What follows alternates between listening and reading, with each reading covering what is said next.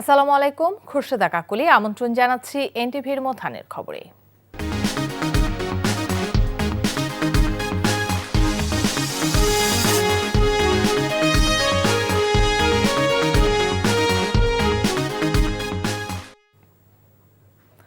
প্রচণ্ড রোদ, তীব্র শীত কিংবা প্রবল বর্ষণেও ফসল উৎপাদনে সদা তৎপর থাকেন একজন কৃষক। বিকল্প কর্মসংস্থান, সার, জ্বালানি এবং বীজের চড়া মূল্যের কারণে অনেক ক্ষেত্রে হতদম্য হয়ে পড়েন তারা। এমন প্রেক্ষাপটে কৃষকের সরাসরি সরকারি সহযোগিতা কিংবা প্রণোদনা প্রাপ্তির ঘটনা বিরল। তবে দীর্ঘমেয়াদে কৃষি নির্ভর বাংলাদেশে কৃষকের সুদিন ফেরাতে কৃষি কার্ড চালু করছে সরকার।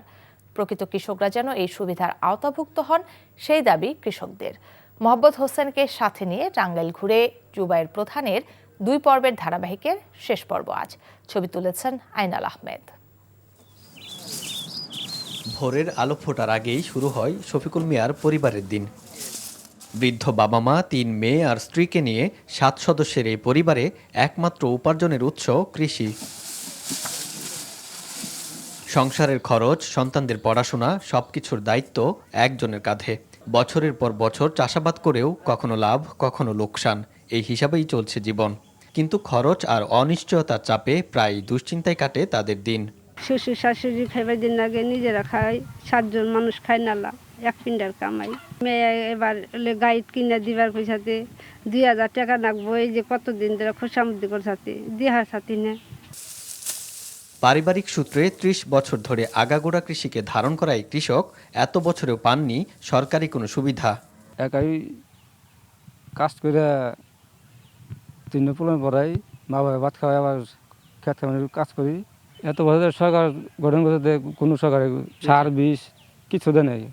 শফিকুল মিয়ার মতোই একই এলাকার কৃষক ইয়াদ আলী ও শহর আলীর গল্পটাও একই রকমের।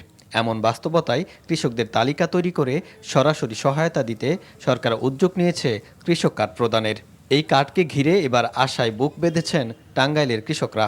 কার্ড দিলে আমাকে চলার জন্য ফিরে মনে করেন উদ্যান করলে যদি সরকার করে আমাকে অন্যের জন্য ভালো, সরকারের ফিরে আমাকে যদি হেলি করে তাহলে আমাকে অনেক ভালো। কার্ডপুট দিলে আমরা মানে জানি ভালোভাবে চলতে পারি। 50 বছর ধরে কৃষিকাজ করি, কোনো সরকারের সাথে কোনো সহযোগিতা পাই নেই। এখন এই অবস্থায় সুখে দুঃখে মানে তবু আমরা কাজ করতেছি। মানে সরকারের আশ্বাস দিলে আমাকে দিলে ভালো, আর দিলে আরও ভালো। একদিকে কৃষিতে উৎপাদন খরচ বাড়ছে, অন্যদিকে পাওয়া যাচ্ছে না উৎপাদিত ফসলের ন্যায্য মূল্য। এমন পরিস্থিতিতে বিএনপি সরকারের প্রতিশ্রুত কৃষক কার্ডকে আশার আলো হিসেবে দেখছেন এই অঞ্চলের কৃষকরা। কৃষক কার্ডের আওতায় আসবে দেশের 1,65,00,000 কৃষক। এই কার্ডে ন্যায্য মূল্যে কৃষি উপকরণ সহ 10 ধরনের সুবিধা পাবেন কৃষকরা।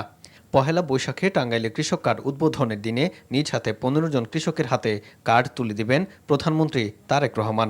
সব মিলিয়ে প্রথম পর্যায়ে এই জেলায় 1470 জন কৃষক পাবেন এই কার্ড। এই উদ্যোগটাকে সফল করার জন্য, যাতে এটা নিয়ে কোনো বিতর্কের সৃষ্টি না হয়, এই জন্য কয়েকটা লেয়ারে আমরা এটা যাচাই বাছাই করেছি। এতে তাদের নাম এন্ট্রি থেকে শুরু করে আমাদের পুরো কার্যক্রমে আমাদের মনিটরিং টিম ছিল। এখানে আমাদের উপজেলা নির্বাহী অফিসার, উপজেলা কৃষি অফিসার, আমরা বারংবার ওই অঞ্চলগুলো ভিজিট করেছি এবং আমরা নিশ্চিত করেছি যেখানে প্রকৃত যারা কৃষক তারাই যেন এই প্রকল্পের মধ্যে অন্তর্ভুক্ত হন। একদিকে যেমন উচ্ছ্বসিত কৃষকরা, অন্যদিকে যথাযথ বাস্তবায়ন নিয়েও দুশ্চিন্তায় তারা। প্রকৃত কৃষকরা যেন বঞ্চিত না হয় সেই দিকে বিশেষ দৃষ্টি রাখার আহ্বান কৃষকদের। জুবায়ের প্রধান, এনটিভি নিউজ, টাঙ্গাইল।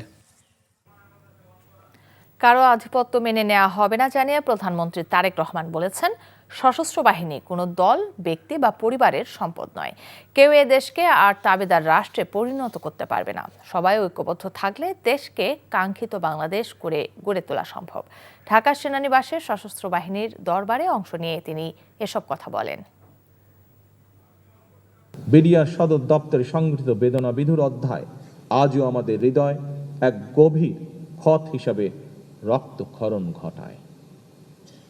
সেই ট্র্যাজেডিতে আমরা আমাদের শ্রেষ্ঠ সন্তানদেরকে হারিয়েছি, যার সুষ্ঠু তদন্ত ও ন্যায় বিচার নিশ্চিত করা বর্তমান সরকারের একটি অন্যতম অঙ্গীকার।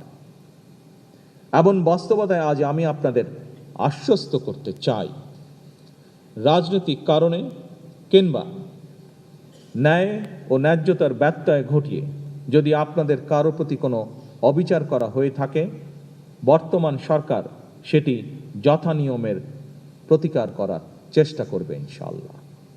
কারণ আমরা মনে করি এটি কেবল একটি প্রশাসনিক পদক্ষেপই নয়, বরং সশস্ত্র বাহিনীর চেইন অফ কমান্ড এবং নৈতিক ভিত্তি প্রতিষ্ঠার জন্য একটি ইতিবাচক উদ্যোগ। আগামীতে আর কেউ কখনো অনিয়মের শিকার হবেন না, এটা আমাদের সরকারের প্রতিশ্রুতি ইনশাআল্লাহ। হাম রুবেলা প্রতিরোধে ঢাকা উত্তর, ঢাকা দক্ষিণ সিটি কর্পোরেশন, ময়মনসিংহ ও বরিশালে দ্বিতীয় দফায় একযোগে টিকাদান কর্মসূচি শুরু হয়েছে। সকালে ঢাকা দক্ষিণ সিটি কর্পোরেশনের নগর ভবনে টিকাদান ক্যাম্পেইনের উদ্বোধন করেন স্বাস্থ্যমন্ত্রী সরদার মোহাম্মদ শাকওয়াত হোসেন।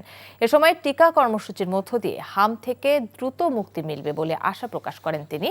সব শিশুকে টিকা কর্মসূচির আওতায় আনার জন্য সচেতনতা তৈরির আহ্বানও জানান। এই উপলক্ষে সকাল থেকেই নগর ভবনে শিশুদের নিয়ে হাজির হচ্ছেন অভিভাবকরা। স্বাস্থ্য বিভাগের তথ্য মতে 4 মহানগরীতে 6 মাস থেকে 5 বছরের কম বয়সী প্রায় 12,20,000 শিশুকে টিকা দেওয়ার লক্ষ্য নির্ধারণ করা হয়েছে।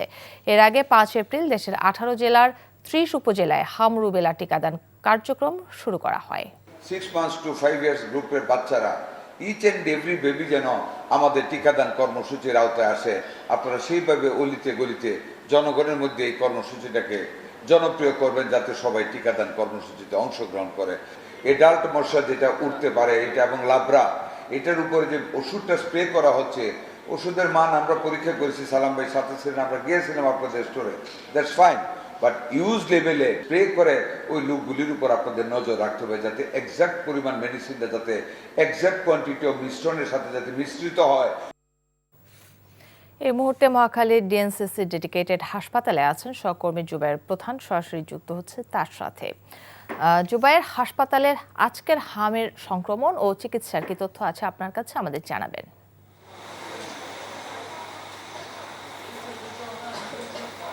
কাকলি, আমরা মহাখালী যে ডিএনসিসি কোভিড ডেডিকেটেড হাসপাতাল আছে সেখানে রয়েছি। এখানকার যে চিত্র, গত 24 ঘন্টায় 84 জন হামে আক্রান্ত হয়ে তারা কিন্তু আসলে এখানে ভর্তি রয়েছেন। একই সাথে 68 জনকে কিন্তু তারা আসলে যারা সুস্থ হয়ে বাড়ি ফিরেছেন, এই তথ্যটি কিন্তু হাসপাতালের পক্ষ থেকে দেওয়া হয়েছে। অর্থাৎ বোঝা যাচ্ছে যে আগে যেমনটা হতো যে সুস্থ হয়ে বাড়ি ফেরার বিষয়টি অনেক বেশি কম থাকতো সংখ্যাটা, তবে সেটি আসলে বাড়ছে। সুস্থ হয়েও কিন্তু অনেকে বাড়ি ফেরার যে বিষয়টি সেটি রয়েছে, এবং গত 24 ঘন্টায় কিন্তু এই হাসপাতালে কোনো মৃত্যুর যে সংখ্যা সেটি কিন্তু নেই। এখন পর্যন্ত সব মিলিয়ে কিন্তু এই হাসপাতালে 4 জন শিশু হামের উপসর্গ নিয়ে মৃত্যুবরণ করেছে, এবং যেটি দেখছেন যে এখনও ভর্তি রয়েছেন, এবং তাদেরকে যেই জ্বর, সর্দি, কাশি এবং ঠান্ডার যে উপসর্গগুলো রয়েছে, গায়ের মধ্যে যে ফুসকুড়ির যে বিষয়, এরকম উপসর্গ নিয়ে এখনও কিন্তু ভর্তি রয়েছেন অনেক শিশু। একই সাথে আমরা সকালে যেটি দেখেছি যে সারা দেশে যে 4টি সিটি কর্পোরেশন, সেখানে হামের যে টিকা কার্যক্রম সেটি উদ্বোধন হয়েছে, যেটি 12,19,000 শিশুদের মধ্যে কিন্তু দেয়া হবে। একই সাথে দক্ষিণ সিটিতে সেখানে 4 লাখেরও বেশি শিশুকে কিন্তু যে হামের যে টিকা সেটি দেওয়া হবে, এবং এটির যারা আসলে টিকা কার্যক্রমের উদ্বোধন শেষে আসলে স্বাস্থ্যমন্ত্রী বলছেন যে টিকা যেন দেয় 6 মাস থেকে 5 বছর যে শিশু রয়েছে তাদেরকে টিকা দানে যে সচেতনতা বৃদ্ধি সহ নানা ধরনের যে কথা তিনি আসলে সেটি বলছেন, যে সবাইকে টিকা দেওয়ার জন্য আসলে তিনি আহ্বান যেমন জানিয়েছেন। একই সাথে আমরা যেটা জানতে পেরেছি যে যারা আসলে আগে টিকা দিয়েছিলেন, অর্থাৎ 28 দিন আগেও যদি কোনো শিশু টিকা দিয়ে থাকেন হামের, তাদেরকেও কিন্তু এই টিকার আওতায় কিন্তু নিয়ে আসা হবে। তো কাকলি, হামে উপসর্গ নিয়ে ভর্তি যেমন হচ্ছেন, একই সাথে তারা বাড়ি ফিরছেন, এবং টিকাদানের যে কর্মসূচি সেটি কিন্তু সারা দেশে যেমন 4টি সিটি কর্পোরেশন আজকে চালু হয়েছে, এর আগে কিন্তু 30টি উপজেলায় এই কার্যক্রম কিন্তু এখন পর্যন্ত কিন্তু চলমান রয়েছে। তো কাকলি, এই ছিল আমার কাছে। দিনাজপুর টেক্সটাইল মিল খুব শিগগিরই চালু করা হবে উল্লেখ করে বস্ত্র ও পাট প্রতিমন্ত্রী শরীফুল আলম বলেছেন, এরই মধ্যে আন্তর্জাতিক টেন্ডার আহ্বান করা হয়েছে। বলেন, বিএনপির নির্বাচনী ইশতেহারে ছিল সারা দেশে বন্ধ থাকা মিলগুলো চালু করা হবে এবং এতে কর্মসংস্থার সৃষ্টি হবে। এরই ধারাবাহিকতায় স্ব মন্ত্রণালয় ব্যবস্থা নিচ্ছে। সকালে দিনাজপুর সদর উপজেলার সদরপুরে টেক্সটাইল মিল পরিদর্শন করে বস্ত্র ও পাট প্রতিমন্ত্রী শরীফুল আলম সাংবাদিকদের কাছে এসব কথা বলেন। এর আগে তিনি দিনাজপুর টেক্সটাইল মিল পরিদর্শন করেন। আনন্দ, উচ্ছ্বাস আর সম্প্রীতির বার্তা নিয়ে পাহাড় জুড়ে শুরু হয়েছে বিভিন্ন ক্ষুদ্র নৃগোষ্ঠীর বছরের সবচেয়ে বড় সামাজিক উৎসব। ভোরে নদী, খাল আর ছড়ার জলে ফুল ভাসানোর মধ্য দিয়ে শুরু হয় মূল আনুষ্ঠানিকতা। চাকমা জনগোষ্ঠীর ফুলবিজু, ত্রিপুরাদের হাড়িবসু আর মারমাদের সূচি কাজ ভিন্ন ভিন্ন নামে পালন করা হলেও এই উৎসবের লক্ষ্য এক, আগামীর সুখ, শান্তি ও সমৃদ্ধি। ইমরুল কায়েসের ডেস্ক রিপোর্ট।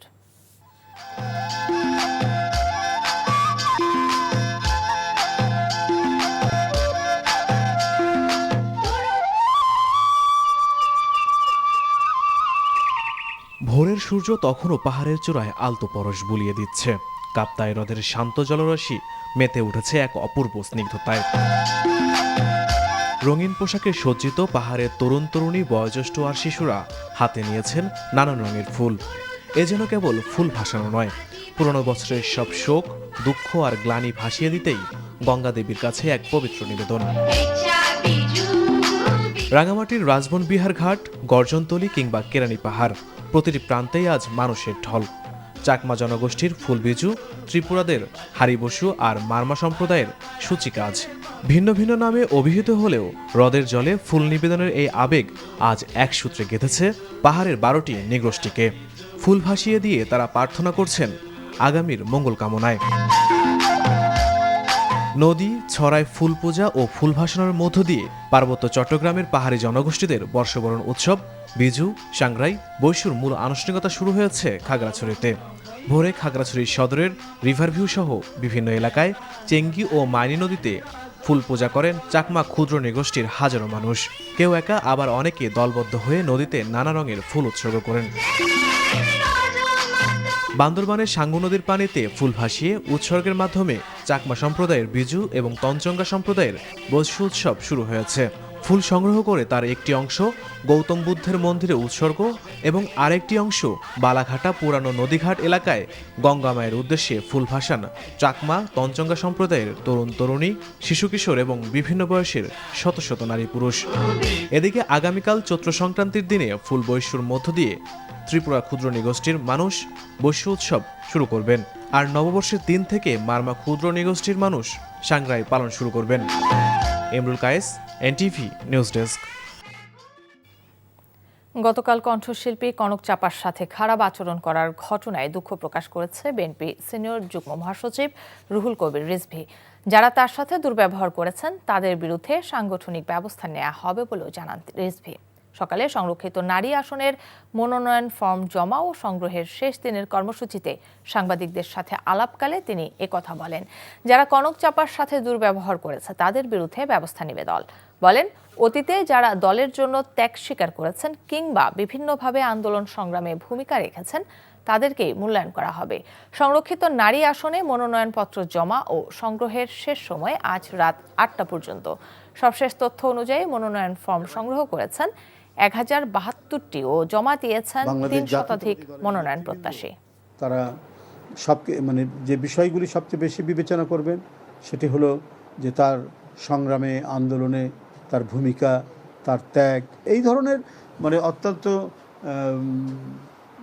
গুণী মহিলা, এক কথায় যারা আমি বলবো আমাদের দলের, তাদেরকে বাছাই করার ক্ষেত্রে দল নিঃসন্দেহে তাদের সুচিন্তিত মতামত দিয়েই তারা বাছাই করবে। এবার খেলার খবর। ক্রিকেট। দ্বিতীয় বিভাগ ক্রিকেট লিগ থেকে সরে দাঁড়ানো 12টি ক্লাব নিয়ে একটি টুর্নামেন্ট আয়োজন করতে যাচ্ছে বিসিবি। প্রিমিয়ার লিগের ক্লাবগুলোর সঙ্গে আলোচনার পর শনিবার প্রথম বিভাগ ও দ্বিতীয় বিভাগের ক্লাবগুলোর সঙ্গে বৈঠকে বসেছিলেন বিসিবি সভাপতি। এই বৈঠকেই নতুন একটি টুর্নামেন্ট আয়োজনের সিদ্ধান্ত নেওয়া হয়। লিগ না খেলতে পারা খেলোয়াড়দের সুযোগ দিতেই এই সিদ্ধান্ত নিয়েছে বোর্ড। এছাড়াও যেসব ক্লাব বিদ্রোহ থেকে সরে দাঁড়িয়েছিল তাদের অবনমিত হওয়ার সিদ্ধান্ত উঠিয়ে নিতে যাচ্ছে বিসিবি। মের প্রথম সপ্তাহ থেকে শুরু হতে পারে এবারের প্রিমিয়ার লিগ। এপ্রিলের শেষ সপ্তাহে হবে দলবদল। ভারোত্তোলনের খবর। ডোপিংয়ের দায়ে সব ধরনের প্রতিযোগিতামূলক খেলাধুলা থেকে 2 বছরের জন্য নিষিদ্ধ হলেন দেশসেরা ভারোত্তোলক মাবিয়া আক্তার। ঘটনার সূত্রপাত হয় গত বছর সৌদি আরবের রিয়াদে অনুষ্ঠিত ইসলামিক সলিডারিটি গেমসের সময়। সে গেমসের আগে নেওয়া নিয়ম মাফিক ডোপ পরীক্ষায় তার শরীরে নিষিদ্ধ দ্রব্যের উপস্থিতি পাওয়া যায়। তার ভিত্তিতেই বিশ্ব ডোপ বিরোধী সংস্থা তাদের সিদ্ধান্ত জানিয়ে দিয়েছে। 2012 সাল থেকে দেশের ভারোত্তোলনে প্রতিনিধিত্ব করা মাবিয়ার ঝুলিতে আছে 5টি স্বর্ণপদক। 2016 ও 2019 এসএ গেমসে টানা দুবার স্বর্ণ জিতেছিলেন এই ভারোত্তোলক। এবার সেই গৌরবের পাশাপাশি যোগ হলো নিষেধাজ্ঞারও দাগ। এই ছিল মধ্যাহ্নের খবরে। এই খবরের ভিডিও সহ আপডেট জানতে ভিজিট করুন এনটিভি অনলাইন www.ntvbt.com। এছাড়াও এনটিভির জনপ্রিয় সব অনুষ্ঠান ও খবরের আপডেট জানতে ভিজিট করুন আমাদের ইউটিউব ও ভেরিফাইড ফেসবুক পেজ। দুইটায় দুপুরের খবর দেখার আমন্ত্রণ রইল। ধন্যবাদ সবাইকে।